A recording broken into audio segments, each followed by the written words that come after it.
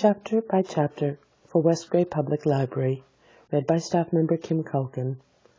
A Child's Christmas in Wales, Part 3. Not many those mornings trod the piling streets. An old man always, fawn-bowlered, yellow-gloved, and at this time of year with spats of snow, would take his constitutional to the white bowling green and back, as he would take it wet or fire on Christmas Day or Doomsday.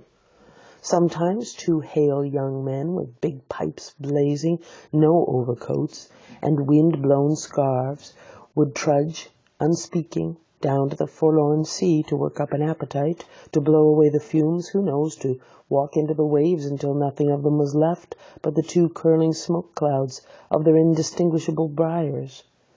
Then I would be slapdashing home, the gravy smell of the dinners of others, the bird smell, the brandy, the pudding and mince coming up to my nostrils, when out of a snow-clogged side lane would come a boy, the spit of myself, with a pink-tipped cigarette and the violet past of a black eye, cocky as a bullfinch, leering all to himself.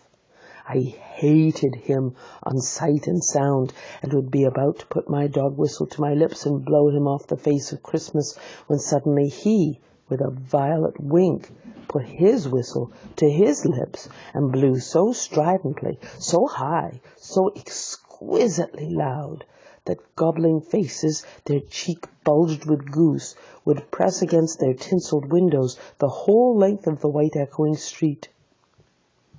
For dinner we had turkey and blazing pudding, and after dinner the uncles sat in front of the fire, loosened all buttons, put their large moist hands over their watch chains, groaned a little, and slept. Mothers, aunts, and sisters scuttled to and fro bearing tureens.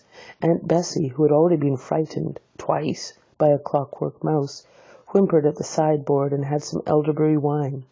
The dog was sick.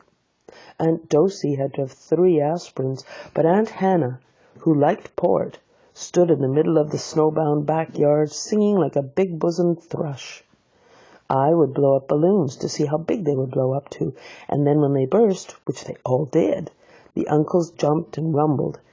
In the rich and heavy afternoon, the uncles breathing like dolphins and the snow descending, I would sit among festoons, Chinese lanterns, and nibble dates, and try to make a model man-of-war following the instructions for little engineers, and produce what might be mistaken for a seagoing tram-car. Or I would go out, my bright new boots squeaking into the white world, onto the seaward hill to call on Jim and Dan and Jack, and to pad through the still streets, leaving huge, deep footprints on the hidden pavement. I bet people will think there have been hippos. What would you do if you saw a hippo coming down our street? I'd go like this, bang, I'd throw him over the railings and then roll him down the hill, and then I'd tickle him under the ear and he'd wag his tail.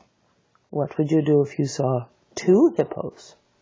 Iron-flanked and bellowing he-hippos clanked and battered through the scudding snow towards us as we passed Mr. Daniel's house. Let's post Mr. Daniel a snowball through his letterbox.